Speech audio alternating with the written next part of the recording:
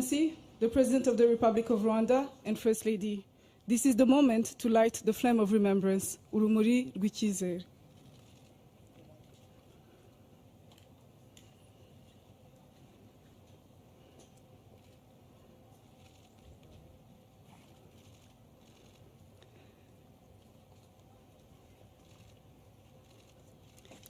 This flame symbolizes not only our past, but the hope for tomorrow. It will keep burning for the next 100 days. Thank you, Your Excellencies, for guiding us as we conclude the first part of our commemoration event. The commemoration event will continue at BK Arena. Thank you, Your Excellencies. Murakoze, merci beaucoup.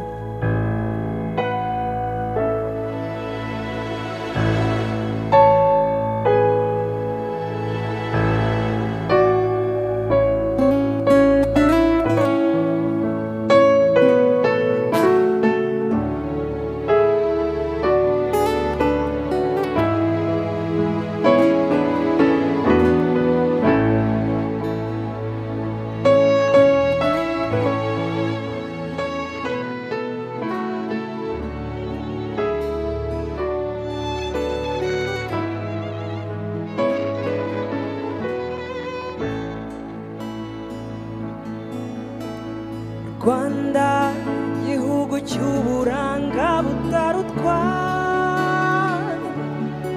rwema rw'imihigo rudaheranwa n'ingorane mu marira mu gahinda k'indengakamere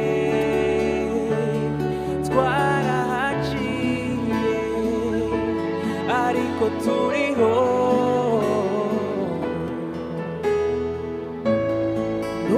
ijoro ryasaga n'iritazajya twanze guheranwa n'agahinda turibuka ariko twiyubaka abavukijwe Rwanda ntibazagaruka ariko batuye imitima tugutuye turabunamira twiyubaka kandi tujya imbere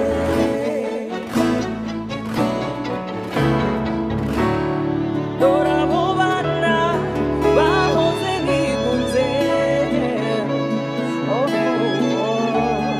hamwe n'abapfakazi bafite icyizere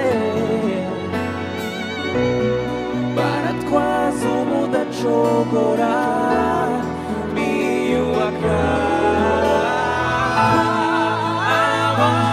abavukijwe Rwanda ntibazagaruka ariko batuye imitima tugutuye turabunamira twiyubaka kandi tujya imbere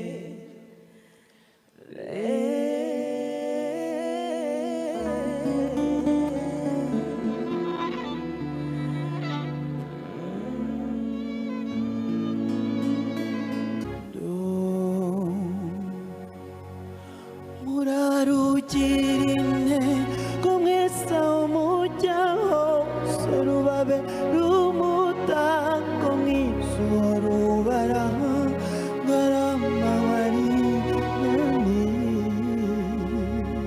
nijoro ntihagire ikibaka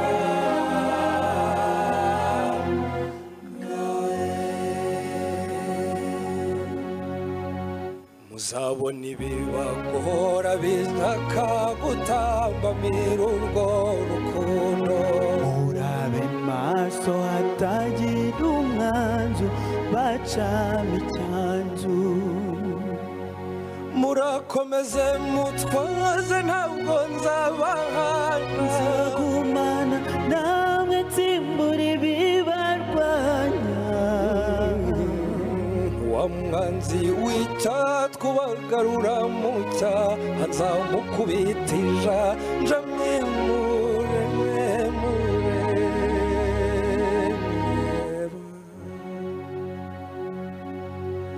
muhumure naratsinze nemekuru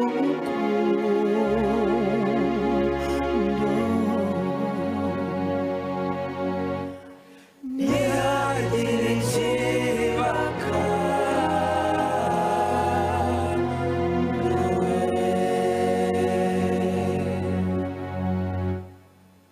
murizihirane cyane mumenye kunda umwanya wanjye ibaguhinda kandi umusanga ntukabikangwe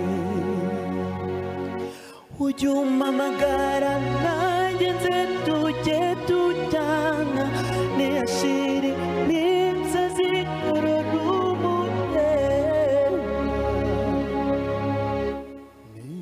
kandi usanga ari wowe ujya umuhu ngo ujye unyambaza nkuvure namura umurwayi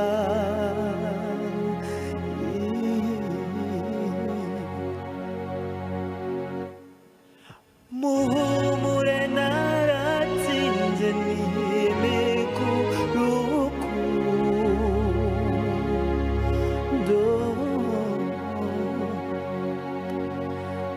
ntihagire ikibaka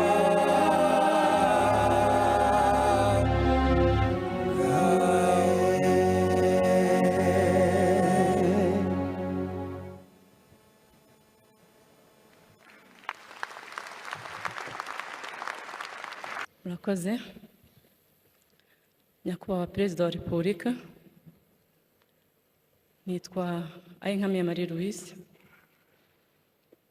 navukiye mu ntara y'Uburengerazuba mu karere ka Ngororero mu murenge wa Nyange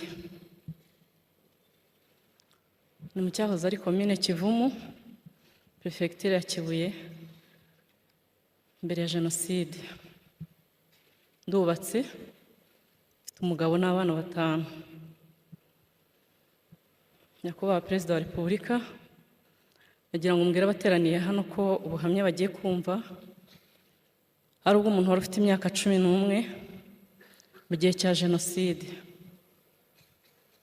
nari mutoya ariko mfite byinshi nabonye hari n'ibyo nagiye nsobanukirwa uko nagendaga nkura navutse mu muryango w'abana 7 abakobwa 3 n'abahungu 4 dufite ababyeyi bombi tubayeho ubuzima busanzwe bw'abandi banyarwanda cyakora twari dufite umwihariko twari dusangiye n'abandi banyarwanda bitwaga abatutsi bwo kubaho mu buzima budafite umutekano wuzuye mama wanjye yavukaga muri komine Kibirira aho mu kwezi kwa 10 hagati y'itariki 11 na 15 1990 muri komine Kibirira hishwe abatutsi barenga 350 ubwo ni muri muryango wa mama wanjye wose washize ntangira kubona ko tubayeho ubuzima tudafitiye uburenganzira ni kenshi cyane nabonaga mu rugo ijoro amafirimba avuga induru zikavuga nkabona ababyeyi baratubyukije bakajya kuducumbikishiriza mu baturanyi cyangwa se ku kiliziya cyangwa mu babikira ibyo nabibonaga kenshi ikindi nuko mu mashuri kwigagamo giye ishuri nigagamo twara abatutsi 2 tugakorerwaho umwitozo wo kuduhagurutsa bavuga ngo bahutu bahaguruke n'abatutsi bahaguruke ikintu cyanteraga igikomere gikomeye ko nabonaga iwacu mu rugo twifashije mu buryo natekereza ko ari twe dukwiye kuba turi abantu bameze gutyo nagira ntekereza ko bibaye ari ibigurwa bagombye kuba barabiguze kugira ngo natwe twebone mu muryango nabonaga abandi benshi babarizwamo kandi bikadutera ipfunwe mu bandi mu 1994 kwezi kwa 4 ku itariki 7 twari iwacu mu rugo mu muryango. Habyarimana yapfuye, ndabimenya nkuko n'abandi bose babimenye, cyakoze njyewe sinamenye ingaruka bidufiteho ku myaka yanjye, mvaga ari bisanzwe, ariko mbona abandi barijimye, mbona ntabwo babayeho, harimo ikintu kidasanzwe. Mu rugo iwacu mu bana 7 twari duhari turi 5 ku itariki 8, mama na papa wacu. Mama wacu yari yagiye Gitarama kure mu isengeneza aho wari urwaye. Jenoside itangira atari mu rugo, byaje kumuviramo amahirwe yo kurokoka arokokeye i Kabgayi. Musaza wanjye mukuru w'imfura yamenye birimo bitegurwa, agenda n'amaguru yihuta, Gitarama n'amaguru mu ijoro, agerayo. Nawe byamufashije kuzarokokerayo. Nari mfite mukuru wanjye wundi mukuru, ntabwo yabaga mu rugo, yari yaragiye kwiha Imana aba ahantu bita Mukarange. Uwo munsi wacu mu rugo ku itariki 8, mu ijoro ryo ku itariki 7 ishyira 8, twari dufite umuryango twari duturanye wabaga hitwaga Ibweramana. Iryo joro baraye bawishe, wari umuryango mugari cyane. Hanyuma nkangutse mbona iwacu hateraniye abantu benshi, ndikanga, barambwira bati kwanda ko bana bapfuye. Mu gitondo papa byuka abwira mukuru wanjye ati jyana murumuna wawe na musaza wawe mutoya mujye ku kiliziya, natwe nimugoroba turaza kubasangayo. Ubwo yari kiliziya ya Nyange, paruwasi ya Nyange, niho bari barimo kutwohereza. Njyewe nahise ndababwira ngo mwanyemereye njyewe nkajya kwa marene wanjye. Nari mfite umubyeyi wabatisemo, nari maze iminsi mikeya mbatijwe, numvaga ari ahantu mparaye, ntabwo ari uko nari nzi ko naharokokera. Hanyuma ndababwira ntwaritse akaba ariho nigira, kuko n'ubundi ku kiliziya atari amakiriro, yari amaburakindi kujyayo. Barambwira bati se n'ubundi ntabwo tuzi aho umuntu azakirira, nibakureke wigendere. Navuye mu rugo nzamukana na mukuru wanjye na musaza wanjye mutoya, abandi basaza banjye bakuru 2 bari mu rugo, bari bagiye kwahura amatungo. Hanyuma tugeze ahantu twagombaga gutandukanira, bagakomeza bajya ku kiliziya, nanjye ngakomereza aho yitwaga Ingobagoba, aho nari ngiye kwihisha. Mukuru wanjye arandeba, arambwira ati ngaho genda, Imana nikugirira neza tugashobora kurokoka tuzongera tubonane. Ariko ntabwo byashobotse, mukuru wanjye ntabwo nongeye kumubona ukundi.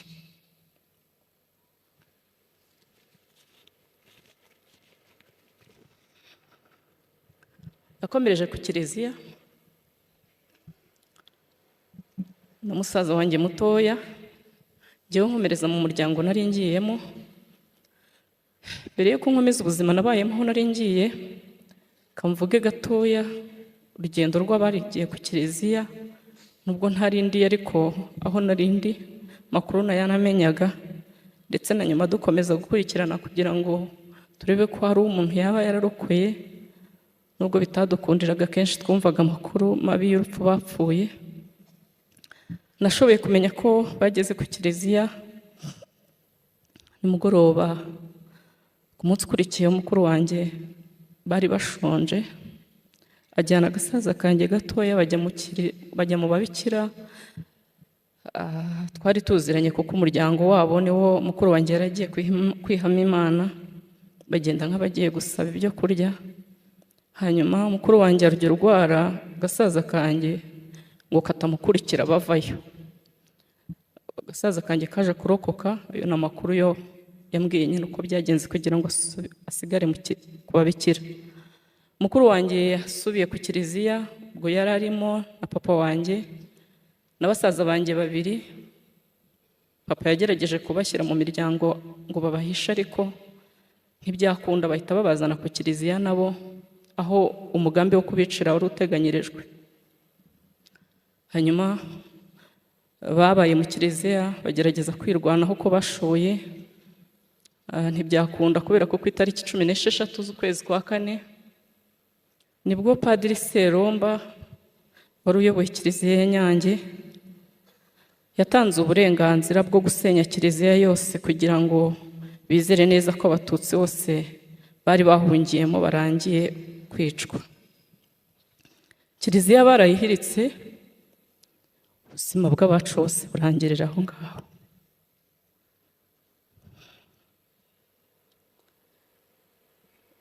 Ubwo ninjye wari ukomeje kubaho ko nabitekerezaga. Nari naragiye mu muryango kwa marene, yari umugabo n'umugore, umugore wahigwaga, umugabo adahigwa. Umugabo yari umwarimu, umugore ari umugerefiye w'urukiko, bari abantu bakomeye. Hanyuma akaba umusozi utari uri hafi y'iwacu, hamwe hari muri Ngobagoba, ahandi iwacu ari Murambi. Jyewe ntari umwana muto ku myaka 11, ntabwo abantu benshi baho bari banzi, ariko kubera ko urwo rugo rwari rurimo uwo mubyeyi, hahoraga ibitero buri munsi. Bazaga kuhatera bakadusohora twese tugahagarara hanze. Ariko ngera muri urwo rugo, umugabo nyir'urugo yarambwiye, arabirebye barabibona ko mpahungiye, arambwira ati nihagira umuntu ukubaza uwo uri we, ujye uvuga ko uri umwana wa, yambwiye izina rya mukuru we wabaga i Kigali, ati ujye ubabwira ko waje mu kiruhuko hano muri vacances. Hanyuma ndabifata, cyakora ntawe bimbajije. Baradusohoraga tugahagarara hanze ku mugaragaro, nkabona ibitero byinshi, bafite amacumu n'imihoro, intwaro zose bakoreshaga.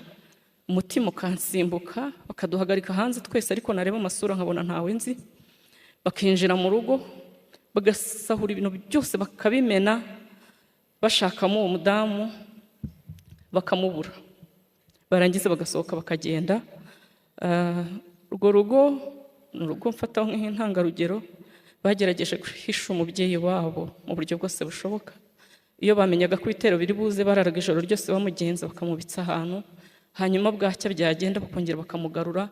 Yaba ari mu rugo bakirirwa mu rugo aho ngaho, bose abasore n'inkumi bagumaga aho mu rugo, nta kindi cyabaga muri urwo rugo.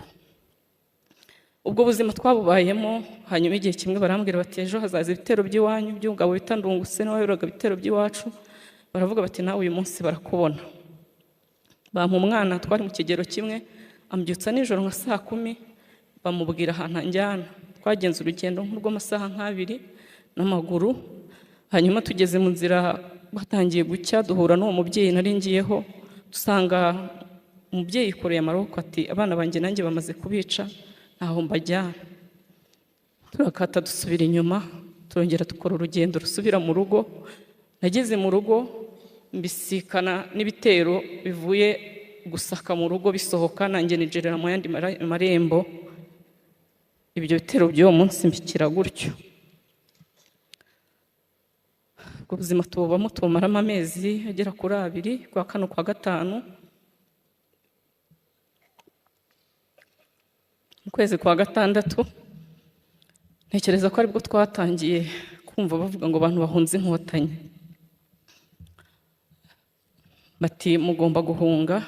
Twatinze kuva mu rugo kuko umubyeyi twari tukiri kumwe yarakiriho. Twibaza aho tuzanyura, ariko kugumamo nabyo biba ikibazo kuko interahamwe zasubiraga inyuma zigenda zijya mu ngo zica abantu. Ndetse n'amagambo atangiye gukwira bati uyu muryango twarababwiye gukorana n'Inkotanyi, umurambo w'umugore twarawubuze, banze no guhunga bakorana n'Inkotanyi. Hanyuma nyir'urugo aratubwira ati mugende, baduha ibintu dushobora kwitwaza. Njyewe bampa ikirago gishobora kuntwikira imbere n'inyuma. Hanyuma dukomeza urugendo rwo guhunga nk'abandi. Ariko ababyeyi b'urwo rugo ntabwo baje, umugabo n'umugore baje ku munsi ukurikiyeho. Bageze ahantu bita ku Rufungo, bahasanga bariyeri. Umugabo n'umugore barabica.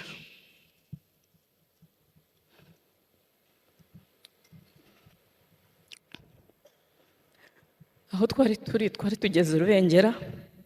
Jyewe nari naramenyereye nyine ko nabaye imfubyi ari njyewe uhari. Ba bana twari kumwe nabo, ubuzima bwabo nabo bawe bw'ubupfubyi. Hanyuma aho twari turi Rubengera baratubwira bati umukobwa mukuru wari usigaye muri urwo rugo, ubwo niwe wari usigaye nyine ayoboye abasigaye. Duhura n'umubikira bita mama Yohani, arambona aravuga ati uyu mwana ati hari musaza we ukiriho. Umukobwa baravugana, aramubwira ati ese kureba n'ubundi natwe tutamerewe neza, uyu nawe baza kumunyicana wamfashije nawe ukamujyana aho umusaza wari. Umubikira aramfata anjyana ahantu hari imodoka y'abazungu b'abafaransa, nsanga hari abandi bantu badupakira mu iyo modoka, badutwikira nk'abatwikira imitwaro. Imodoka iragenda, tugenda tutazi aho tuva n'aho tujya. Nza kwisanga tugeze ahantu hari ikigo cy'amashuri abanza bitaga ku Rwimpiri. Aho hari icyo bita zone turquoise. Mpageze badushyiramo, nsanga barimo barandika abantu. Mu by'ukuri nagendaga ntazi aho ngiye, abantu twari kumwe sinarinzi niba ari Abatutsi cyangwa ari Abahutu. Umuryango nari ndi kumwe nari maze kuwusiga. Umubikira wambwiye ngo ngende, nawe ntiyaje, na musaza wanjye akiriye sinashoboye kumubona. Noneho mbona mbayeho mu isi ntazi, ngira hirya nicara ahantu ku ibuye, ntangira kurira. Umubyeyi umwanya uraho arambaza ati ese kuri kurira? Ndamubwira nti ese ubu ndaba hehe? Arambwira ati hangana aho abandi bari bube nawe niho uri bube. Hanyuma nza kubona ko ubuzima ari aho bukomereje, nza no kugira mugisha wo kumenya ko abo bantu ntiwamenya icyakubwiraga ibintu. Nza kumenya ko abo bantu turi kumwe aho ngaho n'abari abandi Batutsi bakeya bashoboye kuzana nanjye bari guhunga, bahungishirijwe aho ngaho. Twari ahantu hari impunzi nyinshi hakurya no hakuno, ariko iryo shuri dusa n'abarimo turi Abatutsi, ku buryo twari dufite imbibi tutabasha kurenga, uharenze interahamwe zitazimwica. Aho hantu twabahaye ubuzima bugeze mu byumweru 2. Hanyuma numva bari kumva amaradiyo, bagize ibyishimo byinshi bati Inkotanyi zifashe igihugu, bati turatashye. Bavuze ngo turatashye, umutima numva urongera urandiye, ntangira kwibaza aho ngewe ntashye. Mu by'ukuri numvaga ari njye uri ku isi njyenyine mu bantu iwacu. Hanyuma buracya batwuriza imodoka, baratubwira bati mugende. Twurira imodoka z'Abafaransa turagenda, cyakoze none ntabwo twagiye badutwikiriye, twarabonaga hanze tuhareba. Hanyuma tugera ahantu badukuramo, baratubwira ngo dukomeze imbere. Tuvamo dukomeza imbere, twigiye imbere tubona imodoka ya gisirikare, imodoka y'abasirikare b'Inkotanyi, twinjiramo, Inkotanyi ziratujyana. Icyo gihe igikorwa cyahabereye ntabwo nashoboye gusobanukirwa icyo ari cyo, cyakoze naje kumenya nyuma yuko hari habayeho ubwumvikane hagati y'Inkotanyi n'Abafaransa kugira ngo bashobore kurekura impunzi z'Abatutsi bari bafite. Kuba Perezida wa Repubulika, mwarakoze kudukurikirana no kudushakisha aho twari turi hose.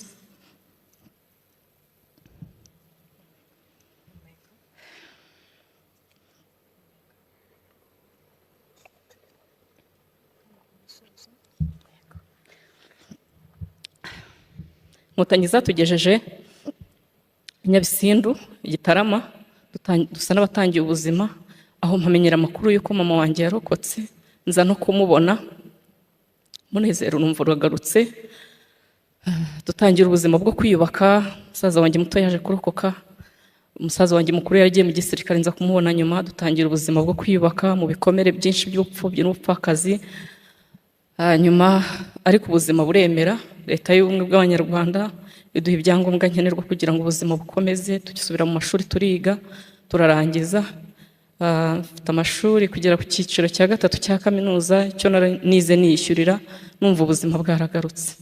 Nyakubahwa Perezida wa Repubulika, imyaka 30 irashize muhagaritse jenoside.